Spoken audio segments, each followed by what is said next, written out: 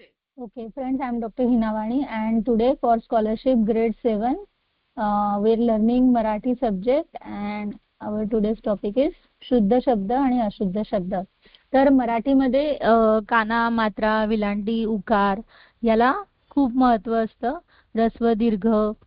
Okay, तर त्या नियमातच लिहिलं गेलं पाहिजे. त्या नियमाने जर आपण लिहिलं तर त्याला शुद्ध लेखन असं म्हणतात. जर काना, मात्रा, विलांटी, ऱ्हस्व, दीर्घ, उकारांमध्ये जर आपण काही चुका केल्या तर ते अशुद्ध लेखन म्हटलं जातं.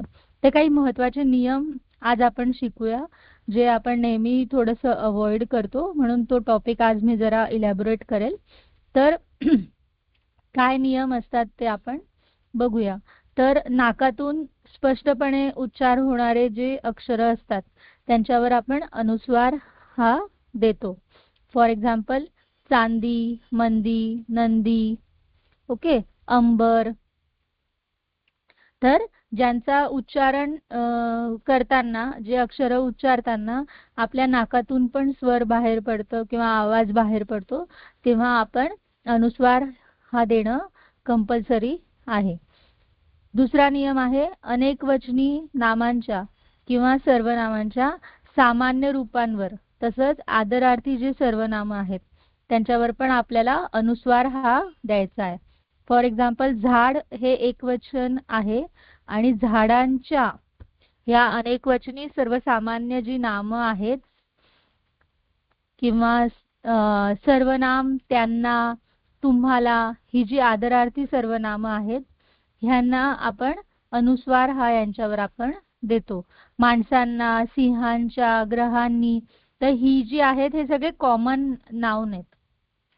तर जेव्हा कॉमन नाउनचा आपण प्लुरल फॉर्म यूज करू किंवा जेव्हा आपण आदरार्थी सर्वनाम यूज करू तेव्हा आपण अनुस्वार हा देणं कंपल्सरी आहे. आदरार्थी बहुवचनी नामांच्या पण सामान्य रूपांवर अनुस्वार द्यायचा. फॉर एक्झाम्पल लोकमान्य टिळकांचे, प्रधानमंत्र्यांनी, तर इथे पण आपण मंत्र्यांनी, त्र्यावर आपण अनुस्वार दिलाय, कावर आपण अनुस्वार दिलाय. तर हा सर्वसाधारण नियम आहे अनुस्वाराच्या बाबतीत. ओके, त्याचप्रमाणे बोली भाषेतील लेखनात आपण बऱ्याच वेळा मात्रेच्या ऐवजी अनुस्वार यूज करतो. जसं माझं, माझेच्या ऐवजी माझं लिहितो आणि झवर अनुस्वार देऊन देतो. तर हे काही नियम आहेत, 4 नियम जे अनुस्वाराच्या बाबतीत फॉलो केले जातात. म्हणजे पहिला नियम होता नाकातून निघणाऱ्या अक्षरांवर आपण अनुस्वार देतो. दुसरा नियम होता अनेकवचनी जे सर्वसामान्य नामं आहेत किंवा आदरार्थी जे सर्वनाम आहेत त्यांच्यावर आपल्याला अनुस्वार द्यायचा आहे. आदरार्थी बहुवचनी नामांच्या सामान्य रूपांवर अनुस्वार द्यायचा आहे, हा तिसरा नियम. आणि चौथा नियम, कधी कधी मात्रेऐवजी आपण अनुस्वार हा यूज करतो. आता जसं अनुस्वाराबद्दल आपण नियम बघितला तसं ऱ्हस्व आणि दीर्घ, विलांटी, उकाराबद्दल पण काही नियम आहेत. फॉर एक्झाम्पल इकारांत, उकारांत अक्षर दीर्घ लिहायची उच्चारानुसार आणि कुठल्याही शब्दाचं जे शेवटचं अक्षर असतं ते नेहमी दीर्घ असतं. फॉर एक्झाम्पल आता बघा, तुम्ही बघितलं असेल की बऱ्याच बायकांची जी नावं असतात ती आकारांत असतात. ओके, त्याचप्रमाणे नदी, विळी. तर हे जे शब्द आहेत यांच्या शेवटी येणारे जे इकार उकार आहेत ते आपण दीर्घ लिहितो.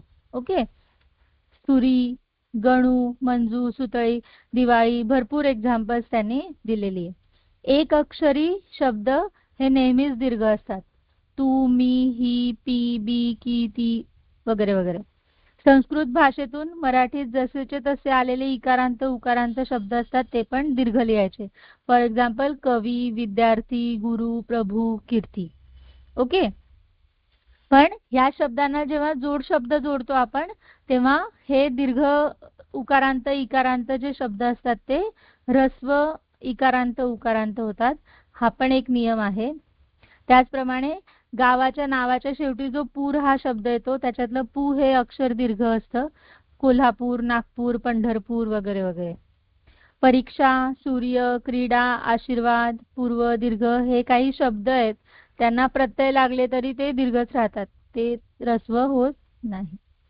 आणि उ किंवा ऊन प्रत्यय लावताना जर धातूच्या शेवटी व असेल तर वू आणि वून असं होतं, अदरवाईज आपण उ आणि ऊन असं रूप लिहितो. तर त्याची उदाहरणं आहेत गाऊ. गाऊ हा जो वर्ब आहे त्याला ऊन प्रत्यय लागतो तेव्हा ते गाऊन होतं, पण जेवण, जेव हे जे वर्ब आहे त्याला जेव्हा ऊन प्रत्यय लागेल तेव्हा ते जेवून असं होईल. ओके, तर हे नियम आहेत ऱ्हस्व आणि दीर्घ, उकार आणि विलांटीच्या बाबतीत. आता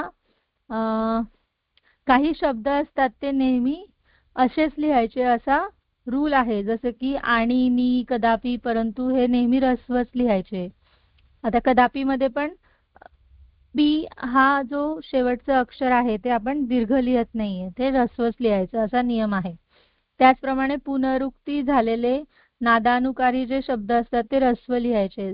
उदाहरणार्थ दुडू दुडू, ऋणू झुणू, लुटू लुटू, हळू हळू, झुळू झुळू. ओके, त्याच प्रकारे प्रत्यय लागल्यावर पण काही शब्द जे आहेत ते थोडेसे बदलतात. फॉर एक्झाम्पल किंमत, किमतीला, अंमल, अंमलात, गंमत, गमतीला, म्हणजे याच्यातला अनुस्वार निघून जातोय जर तुम्ही बघाल तर. आणि शेवटचं जे अक्षर आहे ते दीर्घ स्वराने एंड होतोय. तर हे काही नियम आहेत जे शुद्ध आणि अशुद्ध लेखन च्या बाबतीत आपल्याला पाळावे लागतात. आता इथे भरपूर मोठी लिस्ट दिलेली आहे वर्ड्सची. बऱ्याच वेळा आपण त्याच्यातले काही वर्ड्स जे आहेत ते चुकीचे पण लिहत असू, आपल्याला कळतही नाही. तर कुठला वर्ड कसा लिहायचा, कुठला शुद्ध स्वरूपात आहे, कुठला अशुद्ध स्वरूपात आहे ते त्यांनी दिलेलं आहे. भरपूर एक्झाम्पल आहेत, अजस्त्र, अनसूया, अनिष्ट, अनुदान, अभिमान, अमृत, गुढीपाडवा, गृहस्थ, घेऊन, चातुर्मास. तर हे काळजीपूर्वक वाचा, म्हणजे तुम्हाला जेव्हा प्रॅक्टिस एक्सरसाइजचे उदाहरणं तुम्ही सोडवाल तेव्हा तुम्हाला त्रास होणार नाही. ओके, आता आपण डायरेक्ट सरावासाठी जे प्रश्न आहेत त्यांच्याकडे वळूया. तर पहिला जो प्रश्न आहे तो आहे पुढे दिलेल्या शब्दांच्या रूपातील शुद्ध शब्दाच्या पर्याय क्रमांकाचे वर्तुळ रंगवा. आता दिलेला शब्द आहे पारितोषिक. आता जर आपण व्यवस्थित काळजीपूर्वक बघितलं तर पारितोषिक हा पहिला जो शब्द लिहिलेला आहे त्याच्यामध्ये री हा दीर्घ काढलेला आहे. ओके, पण शुद्ध स्वरूपातल्या पारितोषिक या शब्दामध्ये री हा ऱ्हस्व असतो. ओके, आता हे पण जे लिहिलेलं आहे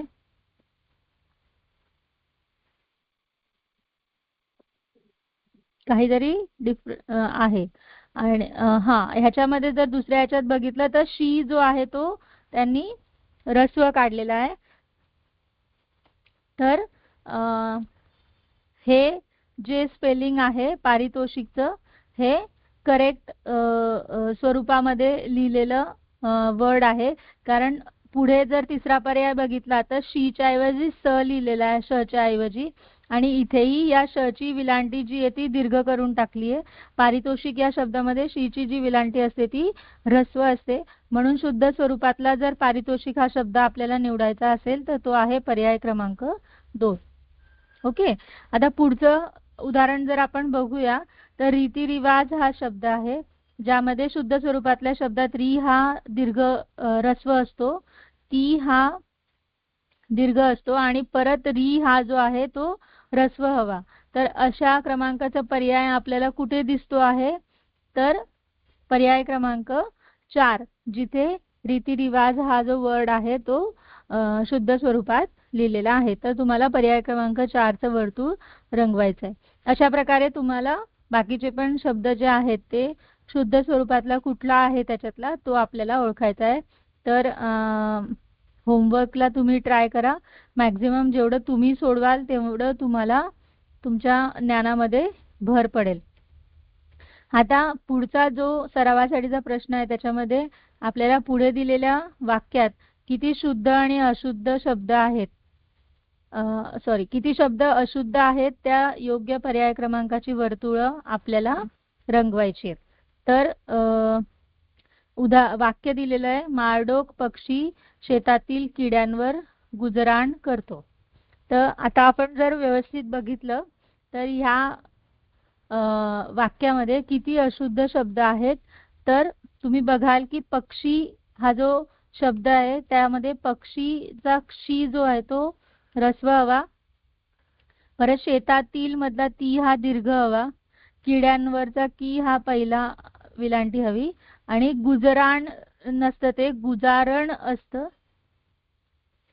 तर अशा प्रकारे आपण बघू शकतो की 1, 2, 3 आणि 4 शब्द जे आहेत ते अशुद्ध स्वरूपामध्ये लिहिलेले आहेत. म्हणजे त्याच्यामध्ये काही ना काही चूक आहे लिहिताना, काना मात्रा विलांटी किंवा अक्षरांच्या ह्याच्यामध्ये. तर योग्य पर्याय क्रमांक 4 आहे, जो सांगतो की या वाक्यामध्ये 4 अशुद्ध शब्द आहेत. पुढचं जर वाक्य बघितलं तर भारताने विज्ञान क्षेत्रात केलेली कामगिरी मोठी आहे. आता या वाक्यामध्ये जर आपण बघितलं तर तुम्हाला कळेल की विज्ञान हा जो शब्द आहे त्यामध्ये वी ची विलांटी ही पहिली हवी. क्षेत्रात मध्ये श ऐवजी क्ष क्षत्रियचा हा आपण वापरतो. ओके. आणि कामगिरी हा जो शब्द आहे त्यामध्ये गीची जी विलांटी आहे ती ह्रस्व हवी आणि री दीर्घच हवा. तर अशा प्रकारे 3 शब्द जे आहेत ते अशुद्ध स्वरूपामध्ये लिहिलेले आहेत. त्यामुळे योग्य पर्याय क्रमांक आहे तुमचा ऑप्शन नंबर 1, जो सांगतो की या दिलेल्या वाक्यामध्ये 3 शब्द जे आहेत ते अशुद्ध आहेत. अशाच प्रकारे तुम्ही उर्वरित वाक्य वाचा आणि त्याच्यामध्ये कुठले शब्द हे अशुद्ध आहेत ते तुम्ही शोधू शकता. किती शब्द अशुद्ध आहेत त्याच्यावर आपण त्या पर्यायावर आपण सर्कल करू शकतो किंवा ते वर्तुळ आपण रंगवू शकतो. आता पुढचा जो सरावाचा प्रश्न आहे त्याच्यामध्ये दिलेला आहे की दिलेल्या शब्दांमधून शुद्ध शब्दांच्या पर्याय क्रमांकाची वर्तुळ रंगवा. आता आपल्याला वर्तुळ एकच रंगवायचं आहे आणि दिलेल्या 4 पर्यायांपैकी 3 पर्याय जे आहेत ते अशुद्ध आहेत आणि एकच पर्याय जो आहे तो शुद्ध शब्दाचा आहे. तर पहिला शब्द आहे विहीर, ज्याच्यामध्ये वी ची विलांटी तर ह्रस्वच असते पण ही ची विलांटी ही दीर्घ असते. कीर्तन हा जो शब्द आहे हा बरोबर लिहिलेला आहे. इंजिन हा पण शब्द जो आहे त्यामध्ये जी ची विलांटी ही पहिली असते आणि मीटर मध्ये मी हा दुसरा असतो. तर आपण बघायला गेलो तर इथे पर्याय क्रमांक 2 जो आहे तो शुद्ध शब्दाचा पर्याय आहे. तर आपण पर्याय क्रमांक 2 चं वर्तुळ आपण रंगवायला हरकत नाही. ओके. आता पुढचा जो ग्रुप आहे वर्ड्सचा किंवा पुढचा जो शब्दसमूह आहे त्याच्यामध्ये सूचना, मंजूर, हुकूम आणि ढेकूण असे 4 शब्द आपल्याला दिलेले आहेत. अगेन सूचनाचा सू हा नेहमी दीर्घ असतो, मंजूरचा जू हा दीर्घ असतो, हुकूम हा शब्द बरोबर लिहिला आहे आणि ढेकूणचा कू जो असतो तो पहिला असतो. त्याच्यामुळे योग्य पर्याय आहे तुमचा पर्याय क्रमांक 3, जो शुद्ध स्वरूपाचा शब्द आपल्याला दाखवतोय. अशाच प्रकारे तुम्ही बाकीचे शब्द वाचून त्याच्यामध्ये कुठला हा शुद्ध शब्दाचा पर्याय आहे तो तुम्ही शोधू शकता. आता जसं आपण शुद्ध शब्दाचा पर्याय शोधला तसंच पुढच्या सरावाच्या प्रश्नामध्ये आपल्याला अशुद्ध शब्दाचा पर्याय शोधायचा आहे आणि त्या क्रमांकाचं वर्तुळ आपल्याला रंगवायचं आहे. ओके. तर शब्द आहेत आश्चर्य, निर्माल्य, सामुग्री आणि ऊर्जा. आता याच्यामध्ये 3 शब्द जे आहेत ते शुद्ध स्वरूपात लिहिलेले आहेत आणि एक शब्द जो आहे तो अशुद्ध स्वरूपात लिहिलेला आहे. तर आश्चर्य तुम्ही बघाल तर मला तरी असं वाटतंय की हा व्यवस्थित लिहिला आहे. निर्माल्य पण अगदी बरोबर लिहिला आहे. सामुग्री जो आहे त्यामध्ये सामग्री असतं, ते सामुग्री नसतं, म्हणून हा अशुद्ध प्रकारे लिहिलेला आहे. आणि ऊर्जा ही बरोबर लिहिलंय त्यामुळे आपला उत्तराचा पर्याय क्रमांक आहे पर्याय क्रमांक 3. आता जेऊन, घेऊन, देऊन आणि ठेवून असे 4 शब्द तुम्हाला दिलेले आहेत. आता तुम्ही जर नीट बघाल तर घे हे वर्ब असतं, घे हे क्रियापद असतं घेऊन मध्ये, दे हे क्रियापद असतं देऊन मध्ये, ठेव हे क्रियापद असतं ठेवून मध्ये आणि जेव हे क्रियापद असतं जेऊन मध्ये. तर आपण एक नियम बघितला होता की जर व ने कुठला क्रिया संपत असेल किंवा व शब्द संपत असेल तर जेव्हा त्याला ऊन प्रत्यय लागतं तर ते वच बनतो ऊन. म्हणून जेऊनच्या जागेवर हवं होतं जेवून. घेऊन हे अगदी बरोबर आहे, देऊन पण बरोबर आहे, ठेवून पण बरोबर लिहिलंय कारण व ला ऊन प्रत्यय लागल्यानंतर तोच ऊन असं स्वरूप त्याचं झालंय. त्याच्यामुळे अशुद्ध शब्द कुठला आहे तर तो आहे जेऊन, जो की आहे पर्याय क्रमांक 1. अशाच प्रकारे तुम्ही बाकीचे सुद्धा उत्तरं ही शोधू शकतात. आता पुढचा जो सरावाचा प्रश्न आहे त्यामध्ये पुढील प्रश्नांच्या योग्य उत्तराच्या पर्याय क्रमांकाचं वर्तुळ आपल्याला रंगवायचं आहे. आता पुढे दिलेल्या शब्दातील किती शब्द शुद्ध आहेत असं त्यांनी विचारलेलं आहे आणि दिलेले शब्द आहेत भूपाळी, बलिदान, तीर्थरूप, महत्व, रवींद्र, क्षितिज आणि पौर्णिमा. आता जर तुम्ही व्यवस्थित बघितलं तर भूपाळी हा शब्द बरोबर लिहिला आहे, पण बलिदान नसतं ते बलिदान असतं. ओके. आणि महत्व मध्ये पण एकच त असतो, 2 त नसतात, त्याच्यामुळे हा एक, हा दुसरा. रवींद्रचा वी हा दुसरा असतो, त्याच्यामुळे हा तिसरा. आणि पौर्णिमा नसतं, पौर्णिमा असतं, म्हणून हा चौथा. असे 4 शब्द जे आहेत ते अशुद्ध आहेत आणि उरलेले जे शब्द आहेत ते शुद्ध आहेत. फॉर एक्झाम्पल भूपाळी 1, तीर्थरूप 2, क्षितिज 3 आणि पौर्णिमा बरोबर लिहिलं आहे तर पौर्णिमा 4. तर असे 4 शब्द जे आहेत ते शुद्ध आहेत, म्हणून आपलं उत्तर येईल पर्याय क्रमांक 4. ओके. सॉरी, इथे आपल्याला शुद्ध शब्द शोधायचे आहेत. तर पौर्णिमा हा बरोबर लिहिलेला आहे, क्षितिज हा पण बरोबर लिहिला आहे, तीर्थरूप बरोबर लिहिला आहे आणि भूपाळी बरोबर लिहिला आहे. त्याच्यामुळे 4 शब्द जे आहेत ते शुद्ध स्वरूपामध्ये लिहिलेले आहेत.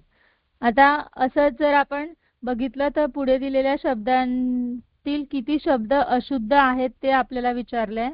त्याच्यामध्ये पहिला आहे गाऊन, दुसरा आहे जेवून, पिवून, घेऊन, खाऊन, धुवून, चावून आणि भिवून.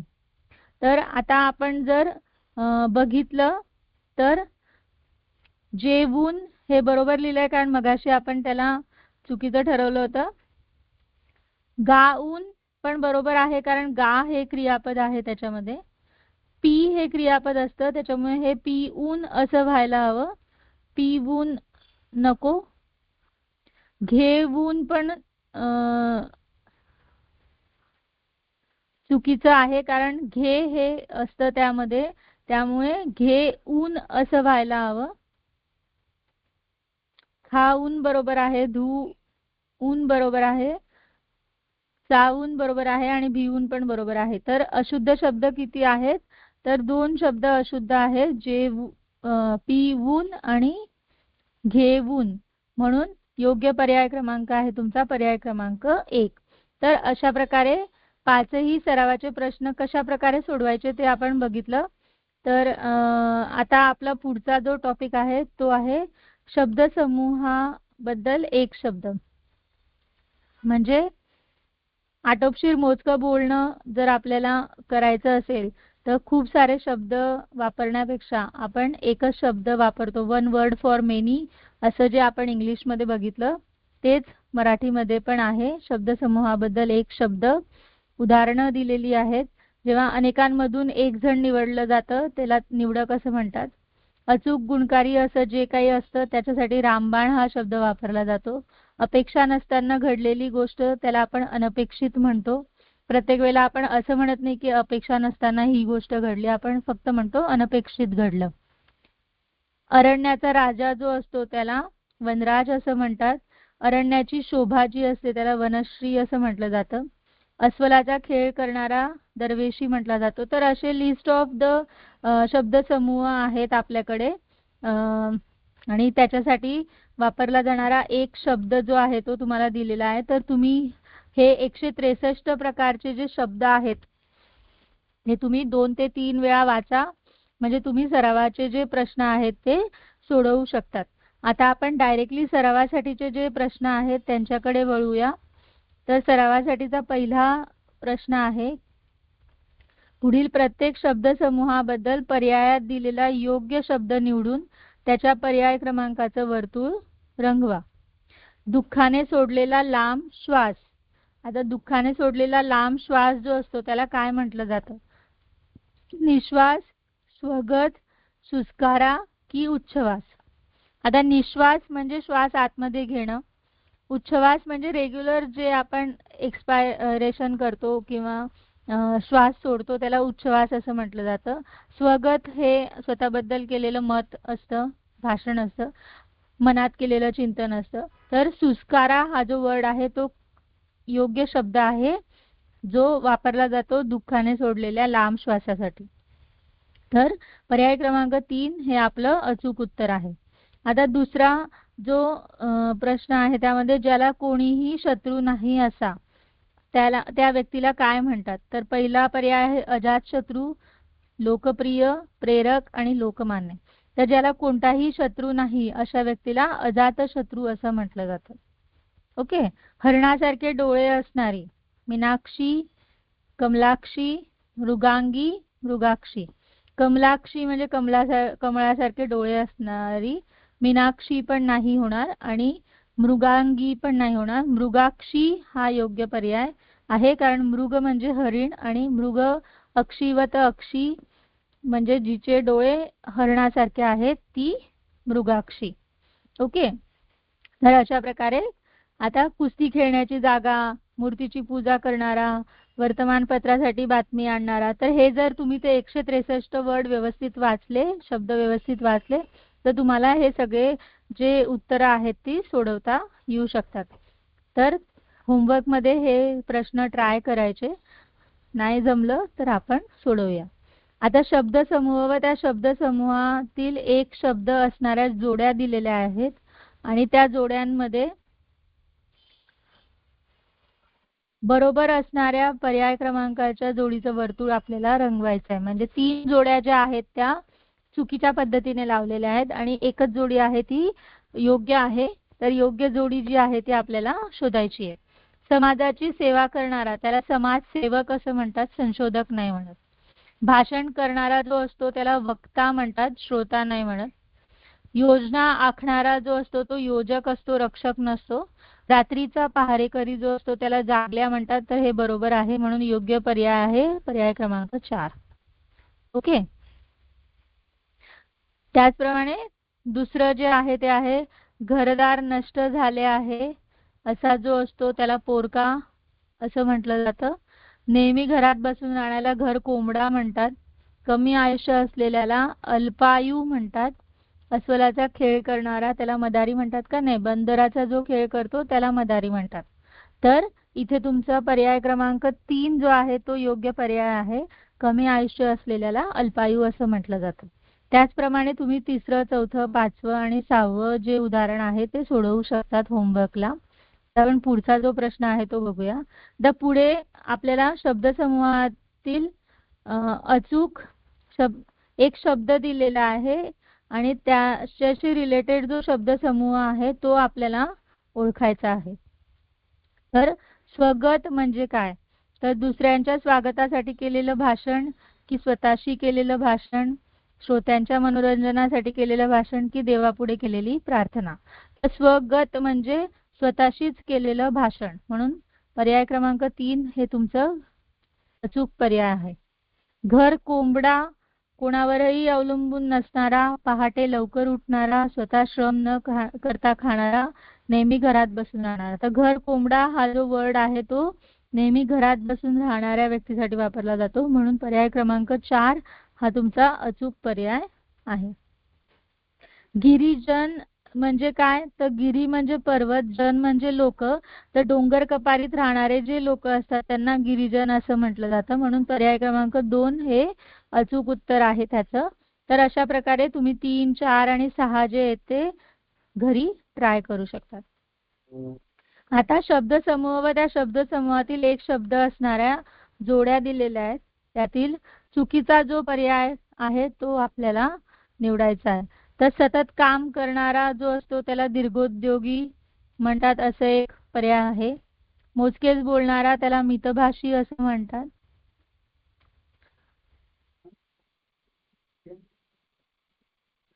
रणांगणावर आलेलं जे मरण असतं त्याला मृत्युंजय असं म्हणतात. आणि किल्ल्याच्या भोवतीची जी भिंत आहे त्याला तटबंदी असं म्हणतात. तर रणांगणावर आलेल्या मरणाला मृत्युंजय नाही म्हणत, म्हणून चुकीचा जो पर्याय क्रमांक आहे तो आहे पर्याय क्रमांक 3. ओके. दररोज ठरलेला कार्यक्रम, दिनक्रम, 12 जणांचा कारभार, बारभाई,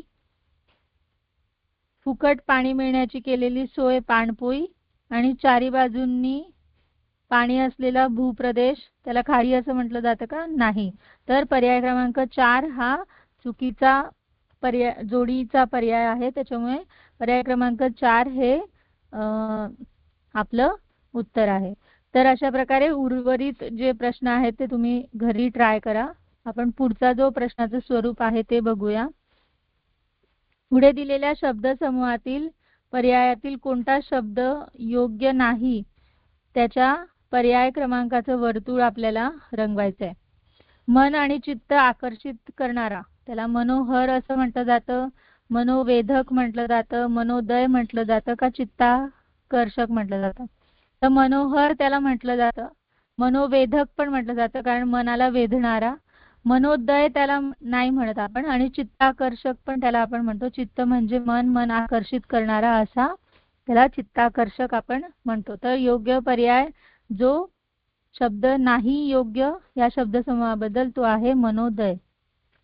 मनातून ज्याचा उदय होतो तो मनोदय, म्हणून मनोदय हा आकर्षित करण्यासाठी नाही वापरला जाणार.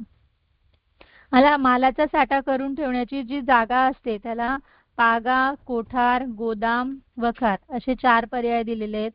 तर पागा ही जी जागा, हे जे शब्द आहे तो घोडे बांधण्यासाठी जी जागा वापरली जाते त्याला वापरतात. त्यामुळे कोठारमध्ये आपण मालाचा साठा करतो, गोदामामध्ये पण करतो, वखारीत पण करतो, लाकूड साठवतो. त्याच्यामुळे उर्वरित 3 पर्याय जे आहेत ते या शब्दसमूहासाठी आपण वापरू शकतो, पण पागा हा शब्द आपण नाही वापरत. त्याच्यामुळे ऑप्शन नंबर 1 हे आपलं अचूक उत्तर आहे. याच प्रकारे तुम्ही बाकीचे जे सरावाचे प्रश्न आहेत ते तुम्ही घरी ट्राय करू शकता. आता आपल्याला दिलेल्या पर्यायांमधून योग्य शब्द निवडून त्याच्या पर्याय क्रमांकाचं वर्तुळ रंगवायचं. म्हणजे आता इथे 3 पर्याय जे आहेत ते योग्य नाही आहेत, एकच पर्याय योग्य आहे. याच्या आधीच्या प्रश्नामध्ये 3 पर्याय जे आहेत ते शब्दसमूहाला वर्णन करणारे होते आणि एकच पर्याय जो होता तो त्याला मॅच न होणारा होता. तर लोकांचं नेतृत्व करणारा डॅश डॅश हा प्रामाणिक व अभ्यासू असायला हवा. तर कुठला शब्द आपण त्याच्यासाठी वापरू? लोकमान्य, लोकनायक, लोकप्रिय की लोकनिवेदक? तर लोकांचं नेतृत्व जो करतो त्याला लोकनायक असं म्हटलं जातं, म्हणून तुमचं योग्य उत्तर आहे पर्याय क्रमांक 2. थोड्यावर संतुष्ट असणारे डॅश डॅश लोक स्वतःचा विकास करू शकत नाही. अल्पायुषी हे कमी आयुष्य असणाऱ्यासाठी वापरलं जातं. स्वच्छंदी जो स्वतःच्या मनानुसार वागतो त्याच्यासाठी वापरलं जातं. निरीच्छ पण ज्याला कुठलीच गोष्ट करण्याची इच्छा नसते अशा व्यक्तीसाठी वापरलं जातं. अल्पसंतुष्ट हे आपण थोडक्यात संतुष्ट असणाऱ्यांसाठी वापरू शकतो. त्याच्यामुळे पर्याय क्रमांक 4 हे आपलं अचूक उत्तर आहे. तर अशा प्रकारे 3, 4 आणि 5, 6 हे प्रश्न तुम्ही होमवर्कमध्ये ट्राय करू शकतात. ओके. पण हे प्रश्नांची उत्तरं तुम्हाला तेव्हाच सोडवता येतील जेव्हा तुम्ही हा जो 166 शब्द समूह आणि त्याच्यासाठी वापरला जाणारा एका शब्दाचं जे डिस्क्रिप्शन आपल्याला इथे दिलेलं आहे ते जर तुम्ही 2 ते 3 वेळा वाचलं तर तुम्हाला त्याच्यावर आधारित सरावाचे प्रश्न जे आहेत ते सोडवणं सोपं होईल. ओके. आता आपला पुढचा जो टॉपिक आहे तो आहे वाक्प्रचार आणि त्यांचे अर्थ. तर हा जो टॉपिक आहे हा आपण पुढच्या लेक्चरला बघूया.